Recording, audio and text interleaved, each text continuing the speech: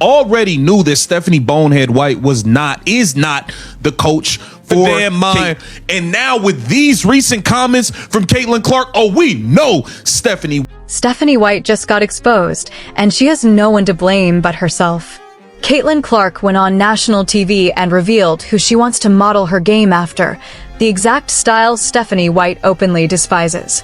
Now, the tension is impossible to ignore. This situation is spiraling fast. Is Stephanie White really the right coach for Caitlin Clark, or is this pairing doomed from the start? This last night, Fever superstar Caitlin Clark joining the NBC Sunday Night Basketball pregame show. She was a special contributor for last night's Lakers-Knicks game. You can see her here alongside Pacers legend Reggie Miller.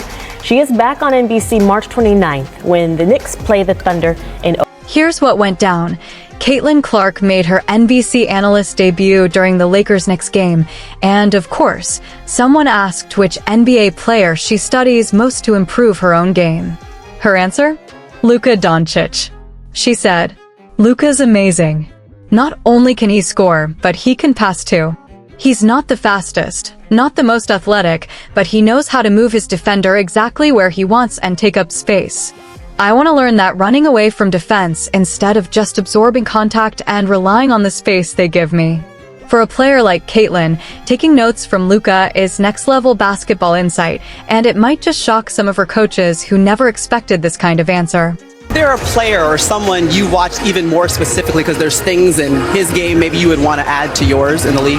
Man, I think Luka. I mean, Luka's amazing and he's incredible. I think the way he can not only score the ball, but also the way he passes. And I think the thing about him is, like, he's not the fastest, he's not the most athletic, but he can get his defender to move where he wants him to go, and he takes up that space, and he does a really good job of either keeping the defender behind him or keeping him to the side. So I think that's something I can certainly learn from. Like, I always kind of want to run away from the defense rather than absorbing the contact and taking up the space that they give me. So I think obviously he's pretty incredible. He averages like a 30-point triple-double. So he makes it look pretty easy, but I can promise you it's not that easy. Yeah. Here's where things get messy.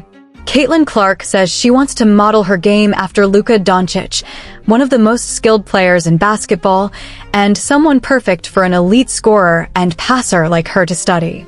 Makes total sense, right? Except there's one problem. Stephanie White absolutely hates Luka's style of play. And there's video proof. During a Dallas Mavericks game she was calling, while Luka was out injured, Stephanie didn't just break down the game, she went after Luka's style. She said, "When Luka's not playing, they just play differently. He's a guy with a high usage rate. The ball's always in his hands. When he's not playing, that ball's moving. It's popping around. Everybody's involved." Translation? She's criticizing Luka for dominating the ball and running the offense through himself, exactly the style Caitlin just said she wants to emulate. The tension is real. Caitlin wants to learn from Luka. Stephanie openly disses him. Could this coach-player clash already be brewing disaster? We knew that Stephanie Bonehead White is not the coach for Caitlin Clark. Can Stephanie White coach the game of basketball? Yes, but is she the right coach for Caitlin Clark? Probably absolutely not. I don't think she is at all. I don't want her anywhere near Caitlin Clark. Okay?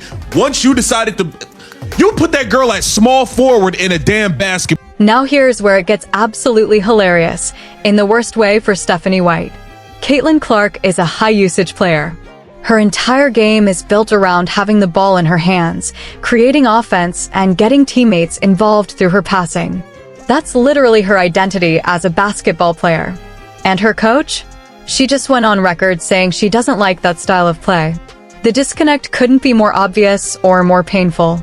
Caitlin wants to be more like Luka, ball dominant, controlling the pace, creative in isolation. Stephanie White? She wants less ball dominance, more motion, lower usage rates. These philosophies are fundamentally opposed. Look at how she's been coaching the Fever. Aaliyah Boston is being turned into a point center hub.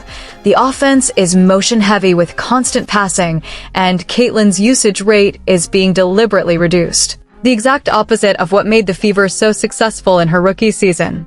The question is obvious. How is this pairing even supposed to work? Stephanie White versus Caitlin Clark, the WNBA brewing disaster. Last season, the Indiana Fever had one of the most electrifying offenses in the league after the Olympic break. Caitlin Clark was unleashed running pick and rolls, hitting deep threes, threading impossible passes, and completely dominating games. Fans couldn't get enough. The offense flowed, the highlights piled up, and nobody was complaining. Then Stephanie White arrived, and she changed everything. Suddenly, the Fever were being forced into a system that ran through Aaliyah Boston instead of Caitlin.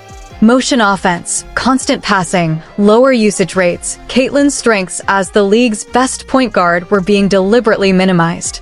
The small forward experiment? Trying to turn Caitlin into a role player. The Ariel McDonald situation? Choosing her at point guard over Caitlin. These weren't minor tweaks, they were fundamental missteps. Now, Caitlin goes on national television and says she wants to play more like Luka Doncic, ball dominant, creative, willing to take up space and absorb contact. But Stephanie White has already made it clear she doesn't like that style. She prefers ball movement and lower usage. This isn't a small philosophical difference.